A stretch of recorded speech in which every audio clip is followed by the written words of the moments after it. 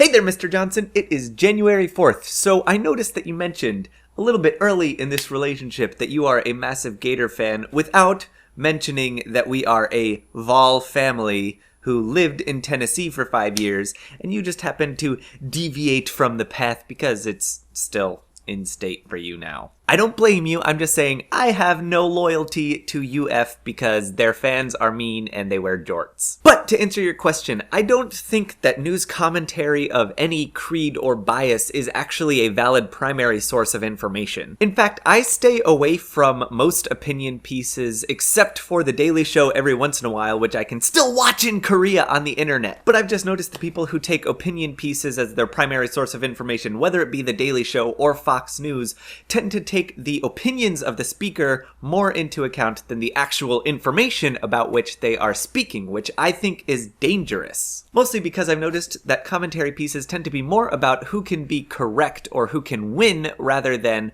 what we can actually do about problems that we have or what information we actually need to know about the world. It just doesn't contribute to the quality of discourse in our country, which is already abysmally low. I've also found that The Daily Show and The Colbert Report just tend to be more about anti-Fox News than anything else. Most of their stories are just making fun of what people say on Fox News. It's funny because they do it in a funny way, and it's interesting to see the kind of juxtaposition between the serious Fox News and the funny Jon Stewart and Stephen Colbert, but at the same time, it isn't real news. Plus, I find them to be funnier when I actually know about the issues that they're talking about and to see the way that everybody is spinning it. So, in summary, they are not news, they are news commentary, and I don't find news commentary to be a viable source of the news, which is why it has the word commentary added to it. But that's just my opinion, of course, and so you should not take it as creed because then I would be the biggest hypocrite. Now, if you don't mind, I have to go